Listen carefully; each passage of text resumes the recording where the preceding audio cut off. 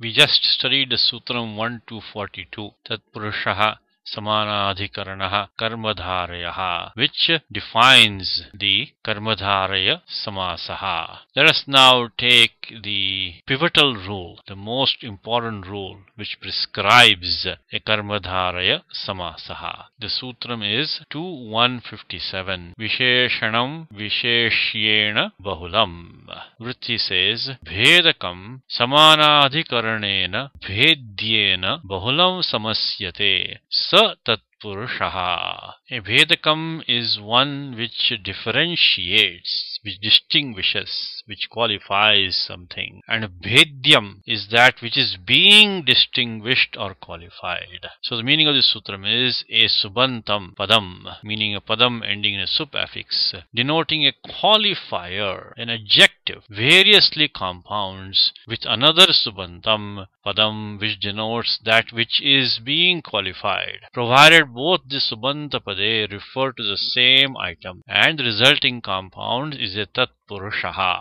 Very simply stated, this sutram prescribes the compounding of an adjective with that which is qualified. For example, Vruddhaschasau Vyagraha, Vruddha Vyagraha, an aged tiger, an old tiger. This is how the Laukika Vigraha of a Karmadharaya Samasaha looks like. Please make a note of it, because when you read a Bhashyam or a Tika, they will not use the word Karmadharaya Samasaha. The Bhashyakara or Tikakara will only give the Vigraha Vakyam. From that you have to be able to recognize that this is a Karmadharaya Samasaha. Note here says that the Laukika Vigraha may also be stated as Vruddhaschasau Vyagrascha. So there can be a second cha at the end. Or Vruddhascha Sa Vyagraha, or Vruddhascha Sa Vyagrascha. So instead of using the pronoun adas, the pronoun tat may be used.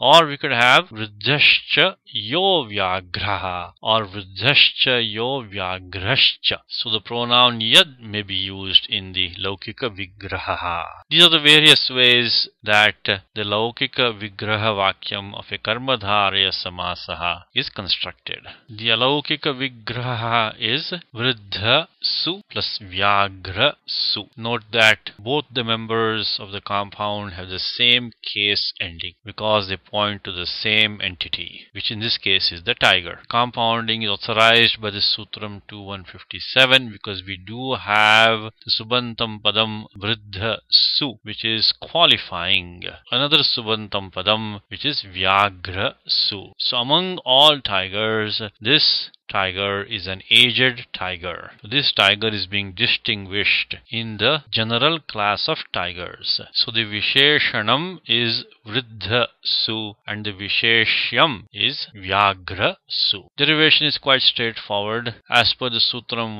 1-43, Prathamanidrishtam Samasa Upasarjanam, the term Vruddha Su gets the designation Upasarjanam because in the Sutram 2.157, which prescribes the compounding, the term Visheshanam ends in the nominative case. And hence, as per 2.230, Upasarjanam Purvam, the term Vruddha Su is placed in the prior position in the compound. Now, Vruddha Su Vyagra Su gets the designation Pratipadikam by 1-246 Krit Tadhyata Samasascha, because we have formed a Samasaha. And this allows us to apply 2.471 Supo Dhatu Pratipadika Yoho to do the look elision of the two subaffixes Su and Su which are inside the compound. So those get elided and we get Vruddha Vyagra as the compound Pratipadikam. And as per the Sutram 2.426, Paravallingan Dvandva Tat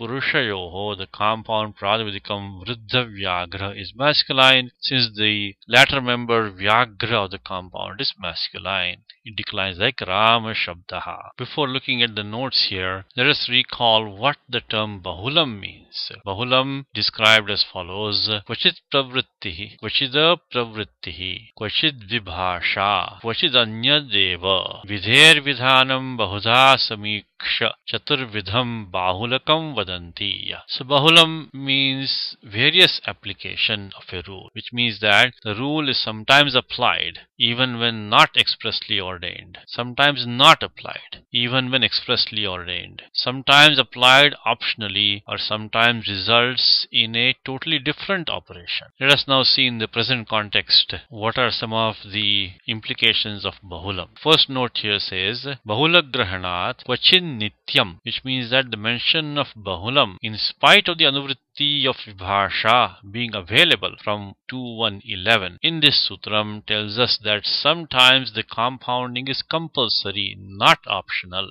For example, Lohita Shalihi, a particular variety of red rice. Lohitaha means red. Lohita Shalihi does not refer to just any rice which is red. It refers to a particular variety of rice. Hence it is not possible to form a Swapada Vigraha Vakyam as Lohita Chasau Shalihi. That is not appropriate, because that would make every red rice Lohita Shalihi, which is not the case. So this is how Bahulam allows for compulsory compounding in certain instances. Second note says that Kvachin na. The mention of Bahulam also tells us that sometimes compounding does not take place. For example, Ramo Jamadagnaha. Rama, the son of Jamadagni. This is of course Parashuramaha. Now even though there is a qualified relationship, a Visheshanam Visheshyam relationship between Ramaha and Jamadagnaha, we don't see compounding taking place in the language. Now why not? That is just a convention in the language. That is why Panini uses Bahulam. So in short, the sutram says that a Subantam which is a Visheshanam optionally compounds with a Subantam which is the Visheshyam. But the optionality is not universally applicable. Sometimes there may be obligatory compounding, sometimes there may be no compounding at all. So we have to be ready for these special situations. That is the warning given by Bahulam. Okay, now the next note takes up a discussion of what exactly is Visheshanam and what is Visheshyam. When we have two words describing the same entity, how do we know exactly which one is the qualifier, the Visheshanam, and which one is the Visheshyam? The note says, Jati Shabdasya Guna Kriya Shabda Samabhi Vyahare Visheshya Samarpaka Taiva, which means Visheshya Samarpaka Ta Eva. Tena Nilotpalam Pachaka Brahmanaha Iti Vyavasthitaha Eva Prayogaha. गुणशब्दयोः क्रियाशब्दयोः गुणक्रियाशब्दयोः च अनियमः एव खञ्जकुब्जः कुब्जखञ्जः पाचकपाचकः पाठकपाचकः खञ्जपाचकः पाचकखञ्जः इति.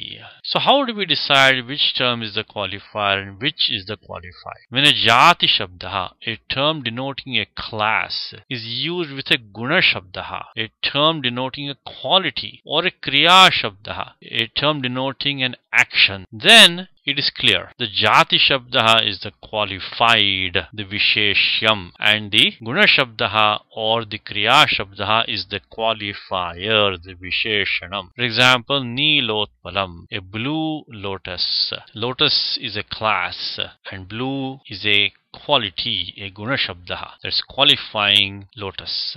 So it's straightforward in this case. And Pachaka Brahmanaha, a Brahmana who is a cook. Brahmana is a class and Pachakaha is one who does the action of cooking. That is the Kriya Shabdaha. So the Kriya Shabdaha Pachakaha is qualifying the Jati Shabdaha Brahmanaha. These are straightforward cases. But now when a Guna Shabdaha or a Kriya Shabdaha compounds with another Guna Shabdaha or Kriya Shabdaha, then either term may be considered to be qualifying the other term. For example, Khanja Kubjaha, a lame humpback, or Kubja Khanjaha, a humpback lame, because each one is a Guna Shabdaha, lame and humpback. So either one could be seen as qualifying the other. Similarly, Pachaka Pachakaha, one who cooks and teaches, or Pachaka Pachakaha, one who teaches and cooks. Here these are both action words. Patakaha is a kriya shabdaha, so is pachakaha. So either one could be qualifying the other. Similarly, khanja pachakaha, one who is lame and cooks. Here we have one guna shabdaha, one kriya shabdaha. You could also say pachaka khanjaha, one who cooks and is lame. So it is not trivial in deciding which one is the qualifier and which one is the qualified. In those cases where we have one jati shabdaha and the other is a guna shabdaha or a kriya shabdaha, then it's easy. Guna shabda or kriya shabda qualifies a jati shabda. But when you have a guna shabda or a kriya shabda compounding with another guna shabda or kriya shabda, then either one could be seen as qualifying the other.